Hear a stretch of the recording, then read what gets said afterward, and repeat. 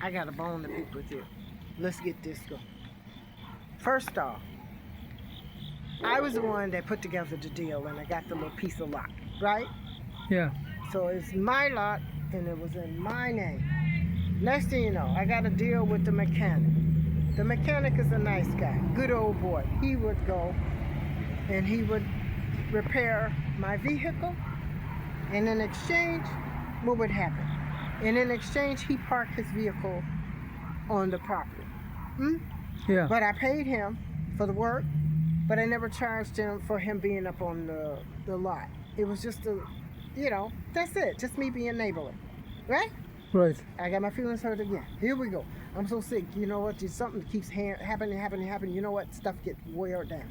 So then the guy sells the business to this other guy. This guy's sitting up here, and he's charging big prices for the vehicle, for our repair. Prices jacked up real high. He parks his car on the property. Still don't have no problem. I ain't going. Then what happens next? Then he starts renting the property out to somebody else. And I told you that this is what he was doing. But you didn't want to hear me, right? Right. You putting the fire out with gasoline. You adding, making stuff messed up. What do you have to say about yourself? Nothing. No, you should say something, because then you know what, you arouse my anger with this food. And what happened? And I kept telling you, I said, you know what? He's sitting there taking our property, and what he's doing is he's renting it out to somebody. And he's not even, is that okay with you? No. And I kept telling you about it, you wouldn't do nothing. You wouldn't say nothing about it, would you? No. Okay. Then what happened? We walking down the street, and I said, okay, I'm about to go on up there. And what I do, when I went up there, I said, you know what, excuse me, how much do he charge you to put on, to park your vehicle up on there? He don't charge me anything. Is that what he said? Is that what he said? And then I said, and then he tried to snap back at me and say, so what is it? What business is that of yours? I said, because you happen to be parking on my property. He said, oh, I'm sorry. And what happened after that? He moved the truck. He moved the truck, and we didn't see him no more. God don't like ugly. But here we're going back to story up a little bit, right? So I had this old vehicle, a Suburban, 1987. You sat there, and you didn't try to help me. Do you hear me? Yeah. No. You admit, you didn't try to I help. said I heard you. No. You didn't help me get the vehicle. So eventually, as the tires start dropping down and rotting out, we get the car towed to the stupid mechanic. And then I say, tell me what we need, and tell me this and that. So he says, okay, we'll get the tires up. Fine. We paid for the tires. I paid $1,000 for these tires. Then the vehicle is sitting on his lot. So I'm thinking to myself, well, he's too busy, but I got the new tires. How long was that vehicle sitting on his property? 4 months. How many? 4 months. No, it's longer than that. It was 6 months sitting up there. And I was like, okay, well, maybe the reason why he don't want to fix the vehicle is because it's kind of ugly, or he doesn't want to work on old stuff because he needed to do some work with the mechanical stuff. That's what I'm making excuses for. Right. But then I'm seeing other vehicles come and go, right? Yep. And then what happened? The neighbor across the street, the neighbor had a 1972 van. He took his van over there, and I said, you know what, you're going to be waiting months. He took his van over there, and then in about less than a week or so, he brings his van back. I said, wait a minute. He fixed it? He said, yeah, he fixed it. What did I say? I turned to you, I said, well, why he don't want to fix my stuff? Huh? No, it's not funny. So why do you think he didn't want to fix my stuff? I don't know why. No, come on now. You don't want to say it. Come on now. I don't know why. I think it's because the neighbor is your color. The owner of the garage is your color. And the owner of the Suburban is this color. Don't sit there. Keep going. That's a little bit of racism. So I'm giving him time. Then my feelings are hurt, and I'm like, well, why he won't fix mine? So I'm saying I gotta find somebody. This is really stupid. And then what happened? Then I get another mechanic from someplace else, and he starts coming around and he starts looking at it, because I told him, I said, the dude won't fix it. So, and then he told me he scared the stew out of it. He said, the amount of time that vehicle's sitting on his lot, they can put a mechanic's lien, and you have a bill.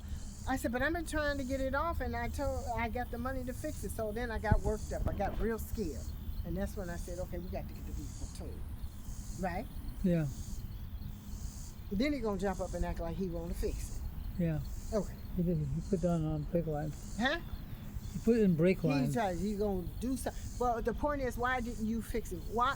Okay, why was I Johnny Potatoes? Why was I somebody in the rat race that you didn't want to even, you didn't have the decency? You sitting there parking your stuff, and I found out that a person park on the driveway is anywhere from $200 to $350 a month. Nobody was charging him, but see, he thought we were stupid. That's what he thought. But you can think they're stupid all you want to. But the other side of it came out. So now I moved the vehicle, and he don't have that many customers anymore, do he? No. And then he come complaining to you, talking about, oh, you know what? They got too many rules and regulations. I think I'm gonna move. Well, go on and move. Go on. But here's the thing, because I learned, and this is what we're trying to make America great. Right. MAGA. You know what I'm gonna do? Because when you make America great, you gotta stand up on your own 2 feet. So it's got rust and it's got issues. But what I'm gonna try to do, I got me some books, and I'm gonna try to change my spark plugs as a fuel injector, change my oil, take care of my wipers, do this, do that. I was gonna try to do the brakes, but I was scared to do the brakes because I don't want to do the brakes and then something happens, then I roll off into a cliff or in a ditch or something like that. So I'm gonna leave that alone. And I'm learning, I'm reading the books about welding and all that stuff. So I'm gonna do my stuff myself, because when I went to another mechanic and another customer was in there, he said, you know what? And he was younger than us by maybe 20, 30 years. And he said, you get it fixed, and then you hope and pray for the next 3 months that you don't have to, because it's a big bill. You're going to sleep while I'm talking. not going to You sleep. are going to sleep while I'm talking. I'm not going to sleep at I'm all. talking to you, and you rolling your I'm not eyes going to back sleep at like all. some sort of drug addict or something. Well, now we got to start over. No, we ain't got to start off, because the people got to know about what I got to put up with. Because you sitting there, this is important stuff. So the guy said, you know what, I heard. And I'm thinking, I said, you know what, 8 months from now, something happens. It's not $50, it's not $500, 8 months. Look at this, look.